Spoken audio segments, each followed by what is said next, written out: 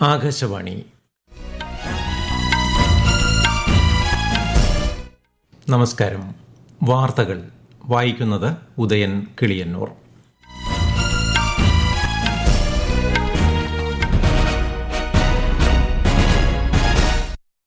പ്രധാന വാർത്തകൾ. 31ാമത് ദക്ഷിണ മേഖലാ കൌൺസിൽ യോഗം കേന്ദ്ര ആഭ്യന്തരമന്ത്രി അമിത്ഷായുടെ അധ്യക്ഷതയിൽ ഇന്ന് മഹാബലിപുരത്ത് ചേർന്നു. ദക്ഷിണേന്ത്യൻ സംസ്ഥാനങ്ങളിലെ മുഖ്യമന്ത്രിമാർ യോഗത്തിൽ പങ്കെടുത്തു. മുല്ലപ്പെരിയാർ വിഷയം യോഗത്തിൽ ഉന്നയിച്ച് മുഖ്യമന്ത്രി വി ഡി സതീശൻ മിഷൻ സമുദ്രയ്ക്കായി പ്രാദേശിക പിന്തുണയും മുഖ്യമന്ത്രി അഭ്യർത്ഥിച്ചു. ഇന്ത്യ സിംഗപ്പൂർ 4ാമത് മന്ത്രിതല വട്ടമേശ സമ്മേളനം സിംഗപ്പൂരിൽ ചേർന്നു.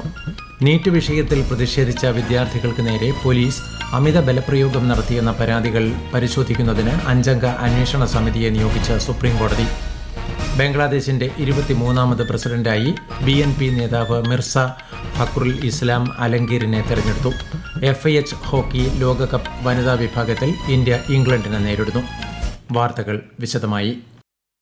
31ാമത് ദക്ഷിണ മേഖലാ കൌൺസിൽ യോഗം കേന്ദ്ര ആഭ്യന്തരമന്ത്രി അമിത്ഷായുടെ അധ്യക്ഷതയിൽ ഇന്ന് തമിഴ്നാട്ടിലെ മഹാബലിപുരത്ത് ചേർന്നു. യോഗത്തിൽ മുഖ്യമന്ത്രി വി ഡി സതീശൻ, തമിഴ്നാട്, കർണാടക, ആന്ധ്രാപ്രദേശ് മുഖ്യമന്ത്രിമാർ, തെലങ്കാന ഉപമുഖ്യമന്ത്രി, പുതുച്ചേരി, ആൻഡമാൻ ലഫ്റ്റനന്റ് ഗവർണർമാർ, ലക്ഷദ്വീപ് അഡ്മിനിസ്ട്രേറ്റർ, മുതിർന്ന ഉദ്യോഗസ്ഥർ തുടങ്ങിയവർ പങ്കെടുത്തു. ആരോഗ്യം, അടിസ്ഥാന സൌകര്യ വികസനം, പരിസ്ഥിതി സംരക്ഷണം, പ്രാദേശിക സുരക്ഷ എന്നിവയിലെ സഹകരണം സംബന്ധിച്ച ചർച്ചകൾ യോഗത്തിൽ നടന്നു. ദക്ഷിണേന്ത്യൻ സംസ്ഥാനങ്ങൾക്കും കേന്ദ്രഭരണ പ്രദേശങ്ങൾക്കുമിടയിൽ അഭിപ്രായം പങ്കുവയ്ക്കാൻ മേഖലാ കൌൺസിൽ വേദി ഒരുക്കുന്നതായി മുഖ്യമന്ത്രി വി ഡി സതീശൻ അഭിപ്രായപ്പെട്ടു. മുല്ലപ്പെരിയാർ വിഷയം ഉൾപ്പെടെ അദ്ദേഹം സോണൽ കൌൺസിലിൽ ഉന്നയിച്ചു. വിശദാംശങ്ങളിലേക്ക്. മുല്ലപ്പെരിയാറിൽ നിർമ്മിക്കുന്ന പുതിയ അണക്കെട്ടിൽ നിന്നുള്ള മുഴുവൻ വെള്ളവും തമിഴ്നാടിന് നൽകാമെന്ന് മുഖ്യമന്ത്രി V D Satheesan southern zonal council യോഗത്തിൽ വ്യക്തമാക്കി. അണക്കെട്ടിന്റെ ചിലവ് പൂർണ്ണമായും കേരളം വഹിക്കുമെന്നും അണക്കെട്ടിന്റെ സ്ഥാനവും രൂപരേഖയും തമിഴ്നാടിന് തീരുമാനിക്കാമെന്നും അദ്ദേഹം പറഞ്ഞു. മിഷൻ സമുദ്രയ്ക്കായി പ്രാദേശിക പിന്തുണയും അദ്ദേഹം യോഗത്തിൽ അഭ്യർത്ഥിച്ചു. പാർലമെന്റ് അടുത്തിടെ പാസാക്കിയ ഖനി ധാതു ഭേദഗതി ബിൽ പിൻവലിക്കണമെന്ന ആവശ്യവും ശ്രീ വി ഡി സതീശൻ മുന്നോട്ടുവച്ചു. പാർലമെന്റ് അംഗങ്ങളുടെ നിലവിലെ എണ്ണം വർദ്ധിപ്പിക്കാതെ തന്നെ വനിതകൾക്ക് 1/3 സംവരണം നൽകണമെന്നും അദ്ദേഹം അഭിപ്രായപ്പെട്ടതായി മുഖ്യമന്ത്രിയുടെ ഓഫീസ് അറിയിച്ചു. News desk, Akashvani. India Singapore 4ാമത് മന്ത്രിതല വട്ടമേശ സമ്മേളനം സിംഗപ്പൂരിൽ നടന്നു. കേന്ദ്രമന്ത്രിമാരായ നിർമ്മല സീതാരാമൻ, S ജയശങ്കർ, പീയൂഷ് ഗോയൽ, ജിതിൻ പ്രസാദ എന്നിവർ യോഗത്തിൽ പങ്കെടുത്തു. ഡിജിറ്റൽ സാങ്കേതികവിദ്യ, digital public infrastructure, semi conductor വിതരണ ശൃംഖല, സൈബർ സുരക്ഷ ഉൾപ്പെടെയുള്ള വിഷയങ്ങളിലെ സഹകരണം സംബന്ധിച്ച ചർച്ചകൾ നടന്നു. ഇന്ത്യ ജപ്പാൻ ബന്ധം ജനാധിപത്യ മൂല്യങ്ങൾ, പരസ്പര ബഹുമാനം, നാഗരികത എന്നിവയിൽ വേരൂന്നിയതാണെന്ന് രാജ്യരക്ഷാമന്ത്രി രാജ്നാഥ് സിംഗ്. ന്യൂഡൽഹിയിൽ ഇന്ത്യ ജപ്പാൻ പ്രതിരോധ മന്ത്രിമാരുടെ യോഗത്തിൽ സംസാരിക്കുകയായിരുന്നു അദ്ദേഹം. ഇൻഡോ പസഫിക് മേഖലയ്ക്കും ഇന്ത്യൻ മഹാസമുദ്രത്തിന്റെ സുരക്ഷയ്ക്കും ഇന്ത്യ ജപ്പാൻ സൌഹൃദം ശക്തി പകരുന്നതായും അദ്ദേഹം പറഞ്ഞു. हमारी मैरीटाइम लाइफलाइंस बढ़ती हुई वल्नरेबिलिटीज का सामना कर रही हैं। इंडियन ओशन और पब्लिक ओशन की सुरक्षा आपस में गहरे रूप से जुड़ी हुई है। इसलिए इंडिया के महासागर विजन यानी mutual and holistic advancement for security and growth for all in the region और जापान के free and open Indo Pacific initiatives के बीच क्लोज अलाइनमेंट आज पहले से भी कहीं ज्यादा जरूरी है. ഇരു രാജ്യങ്ങൾക്കുമിടയിലെ പ്രതിരോധ സഹകരണം ആഴത്തിലാക്കാനും യോഗത്തിൽ ധാരണയായി. ശ്രീ രാജ്നാഥ് സിംഗും ജപ്പാൻ പ്രതിരോധ മന്ത്രി ഷിൻജിറോ കൊയ്സുമിയും സംയുക്തമായാണ് യോഗത്തിന് അധ്യക്ഷത വഹിച്ചത്. നീറ്റ് ക്രമക്കേടുമായി ബന്ധപ്പെട്ട് ഡൽഹിയിൽ പ്രതിഷേധം നടത്തിയ വിദ്യാർത്ഥികൾക്ക് നേരെ പോലീസ് അമിത ബലപ്രയോഗം നടത്തിയെന്ന പരാതികൾ പരിശോധിക്കുന്നതിന് 5-അംഗ അന്വേഷണ സമിതിയെ നിയോഗിച്ച് സുപ്രീംകോടതി. ഉന്നതതല അന്വേഷണ സമിതിക്ക് സുപ്രീംകോടതി മുൻ judge justice R Subhash Reddy നേതൃത്വം നൽകും. വനിതകളായ പ്രതിഷേധക്കാർക്ക് നേരെ അതിക്രമം ഉണ്ടായോ എന്ന് പ്രത്യേകം പരിശോധിക്കണമെന്നും കോടതി നിർദ്ദേശം നൽകി. വന്ദേമാതരത്തിന്റെ ആദ്യ 2 ഭാഗങ്ങൾ മാത്രം ആലപിക്കാനുള്ള കോൺഗ്രസ് വർക്കിംഗ് കമ്മിറ്റിയുടെ തീരുമാനത്തെ വിമർശിച്ച് കേന്ദ്ര ആഭ്യന്തരമന്ത്രി അമിത്ഷാ. ഈ തീരുമാനം പാർലമെന്റ് പാസാക്കിയ നിയമത്തോടുള്ള വെല്ലുവിളിയാണെന്നും രാജ്യവിരുദ്ധമാണെന്നും അദ്ദേഹം പറഞ്ഞു. ഝാർഖണ്ഡ് പബ്ലിക് സർവീസ് കമ്മീഷന്റെ 11 മുതൽ 13 വരെയുള്ള സ്റ്റേറ്റ് സിവിൽ സർവീസ് പരീക്ഷകളിലൂടെയും ഫുഡ് സേഫ്റ്റി ഓഫീസർ പരീക്ഷയിലൂടെയും നടത്തിയ നിയമനങ്ങൾ റദ്ദാക്കാനുള്ള സംസ്ഥാന സർക്കാരിന്റെ തീരുമാനം സ്റ്റേ ചെയ്ത് ഝാർഖണ്ഡ് ഹൈക്കോടതി. പരീക്ഷയിൽ വിജയിച്ച ഉദ്യോഗാർത്ഥികൾ നൽകിയ ഹർജികളിലാണ് കോടതി നിർദ്ദേശം. നിയമിതരായ ജീവനക്കാരെ സ്വാഭാവിക നീതി നിഷേധിച്ചുകൊണ്ട് പിരിച്ചുവിടാൻ സാധിക്കില്ലെന്നും ഇവരെ വീണ്ടും സർവീസിൽ പ്രവേശിപ്പിക്കണമെന്നും കോടതി വ്യക്തമാക്കി. 342 പേരാണ് ഇതിനകം സർവീസിൽ പ്രവേശിച്ചത്. ഈ വാർത്തകൾ ആകാശവാണിയിൽ നിന്ന്. ആകാശവാണി വാർത്തകളും വാർത്താ അധിഷ്ഠിത പരിപാടികളും All India Radio News Thiruvananthapuram YouTube ചാനലിലും at All India Radio News Thiruvananthapuram Facebook പേജിലും AIR ന്യൂസ് _ ഇൻസ്റ്റഗ്രാം അക്കൌണ്ടിലും at AIR news _TVM X ഹാൻഡിലും ലഭ്യമാണ്. ഓണക്കാലത്ത് ഡ്യൂട്ടി ചെയ്യുന്ന പോലീസ് ഉദ്യോഗസ്ഥർക്ക് നൽകി വരുന്ന അലവൻസ് ഇരട്ടിയാക്കി സംസ്ഥാന സർക്കാർ. 500 രൂപയിൽ നിന്ന് 1000 രൂപയാക്കിയാണ് അലവൻസ് വർദ്ധിപ്പിച്ചത്. 72ാമത് നെഹ്റു ട്രോഫി വള്ളംകളിക്കുള്ള ഒരുക്കങ്ങൾ അവസാനഘട്ടത്തിൽ. മറ്റന്നാൾ പുന്നമടക്കായലിൽ നടക്കുന്ന ജലോത്സവത്തിൽ 71 ജലരാജാക്കന്മാരാണ് മത്സരിക്കുന്നത്. ആലപ്പുഴ ജില്ലയിലെ എല്ലാ സർക്കാർ ഓഫീസുകൾക്കും വിദ്യാഭ്യാസ സ്ഥാപനങ്ങൾക്കും മറ്റന്നാൾ പ്രാദേശിക അവധി പ്രഖ്യാപിച്ചിട്ടുണ്ട്. പൊതുപരീക്ഷകൾക്ക് മാറ്റമില്ല.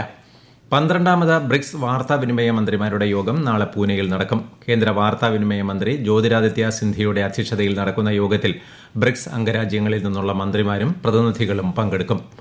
ആധാർ ആപ്ലിക്കേഷൻ ഡൌൺലോഡുകളുടെ എണ്ണം 5 കോടി പിന്നിട്ടതായി കേന്ദ്ര സർക്കാർ. സ്മാർട്ട് ഫോണുകൾ ഉപയോഗിച്ച് ആധാർ വിവരങ്ങൾ പുതുക്കാൻ സഹായിക്കുന്ന ഈ ആപ്പ് വഴി 75 ലക്ഷത്തിലധികം പേർ മൊബൈൽ നമ്പരും മേൽവിലാസവും ഇമെയിൽ വിലാസവും ഇതിനകം പുതുക്കിയിട്ടുണ്ട്. കള്ളക്കടൽ പ്രതിഭാസത്തെ തുടർന്ന് കേരളം, ലക്ഷദ്വീപ്, പുതുച്ചേരി, തെക്കൻ തമിഴ്നാട് തീരങ്ങളിൽ ഇന്ന് കടലാക്രമണത്തിന് സാധ്യതയെന്ന് ദേശീയ സമുദ്രസ്ഥിതി പഠന ഗവേഷണ കേന്ദ്രം. ഇവിടെ ചുവപ്പ് ജാഗ്രത നിലനിൽക്കുന്നതിനാൽ മത്സ്യത്തൊഴിലാളികൾ കടലിൽ പോകരുതെന്ന് കേന്ദ്ര കാലാവസ്ഥാ വകുപ്പ് മുന്നറിയിപ്പ് നൽകി. കോട്ടയം, എറണാകുളം, ഇടുക്കി, കണ്ണൂർ, കാസർഗോഡ് ജില്ലകളിൽ ഇന്ന് മഞ്ഞ ജാഗ്രതയും നൽകിയിട്ടുണ്ട്. നെതർലൻഡ്സിൽ നടക്കുന്ന FIH ഹോക്കി ലോകകപ്പിൽ ഇന്ത്യൻ വനിതാ ടീം ഇംഗ്ലണ്ടിനെ നേരിടുന്നു.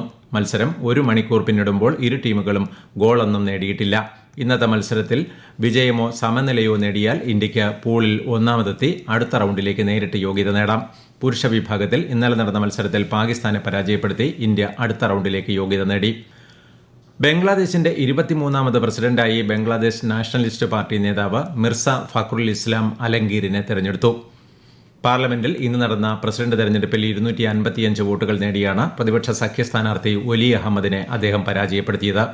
മുൻ പ്രസിഡന്റ് മുഹമ്മദ് ഷഹാഫുദ്ദീൻ രാജിവെച്ചതിനെ തുടർന്നാണ് തെരഞ്ഞെടുപ്പ്.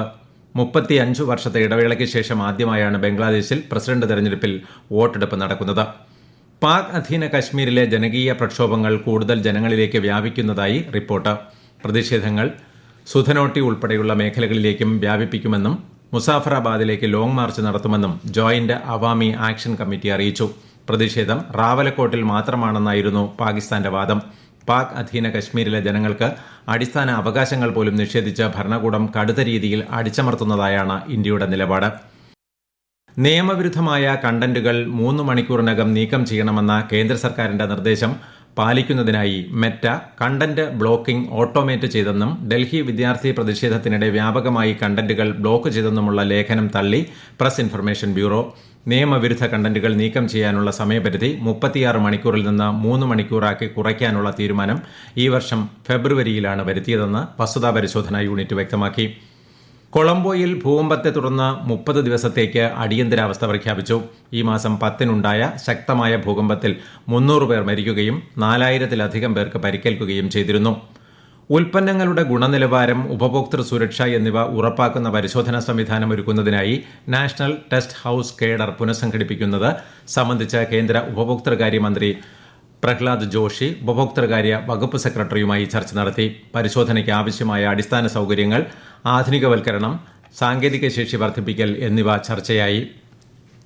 അതിർത്തി പരിപാലനം സംബന്ധിച്ച 14ാമത് ഇന്ത്യ നേപ്പാൾ സംയുക്ത വർക്കിംഗ് ഗ്രൂപ്പ് യോഗം ഉത്തരാഖണ്ഡിലെ ഡെറാഡൂണിൽ ആരംഭിച്ചു. അതിർത്തി സുരക്ഷയും അടിസ്ഥാന സൌകര്യങ്ങളും ശക്തിപ്പെടുത്തുന്നത് സംബന്ധിച്ച ചർച്ചകളാണ് 2 ദിവസത്തെ യോഗത്തിൽ നടക്കുന്നത്. പ്രധാന വാർത്തകൾ വീണ്ടും. 31ാമത് ദക്ഷിണ മേഖലാ കൌൺസിൽ യോഗം കേന്ദ്ര ആഭ്യന്തരമന്ത്രി അമിത്ഷായുടെ അധ്യക്ഷതയിൽ ഇന്ന് മഹാബലിപുരത്ത് ചേർന്നു. ദക്ഷിണേന്ത്യൻ സംസ്ഥാനങ്ങളിലെ മുഖ്യമന്ത്രിമാർ യോഗത്തിൽ പങ്കെടുത്തു. മുല്ലപ്പെരിയാർ വിഷയം യോഗത്തിൽ ഉന്നയിച്ച് മുഖ്യമന്ത്രി VD സതീശൻ. മിഷൻ സമുദ്രയ്ക്കായി പ്രാദേശിക പിന്തുണയും മുഖ്യമന്ത്രി അഭ്യർത്ഥിച്ചു. ഇന്ത്യ സിംഗപ്പൂർ 4ാമത് മന്ത്രിതല വട്ടമേശ സമ്മേളനം സിംഗപ്പൂരിൽ ചേർന്നു. നീറ്റ് വിഷയത്തിൽ പ്രതിഷേധിച്ച വിദ്യാർത്ഥികൾക്ക് നേരെ പോലീസ് അമിത ബലപ്രയോഗം നടത്തിയെന്ന പരാതികൾ പരിശോധിക്കുന്നതിന് 5-അംഗ അന്വേഷണ സമിതിയെ നിയോഗിച്ച് സുപ്രീംകോടതി. ബംഗ്ലാദേശിന്റെ 23ാമത് പ്രസിഡന്റായി BNP നേതാവ് മിർസ ഫഖറുൽ ഇസ്ലാം അലംഗീറിനെ തെരഞ്ഞെടുത്തു. FIH ഹോക്കി ലോകകപ്പ് വനിതാ വിഭാഗത്തിൽ ഇന്ന് ഇന്ത്യ ഇംഗ്ലണ്ട് പോരാട്ടം. വാർത്തകൾ കഴിഞ്ഞു. അടുത്ത വാർത്താ പ്രക്ഷേപണം 8:35-ന്.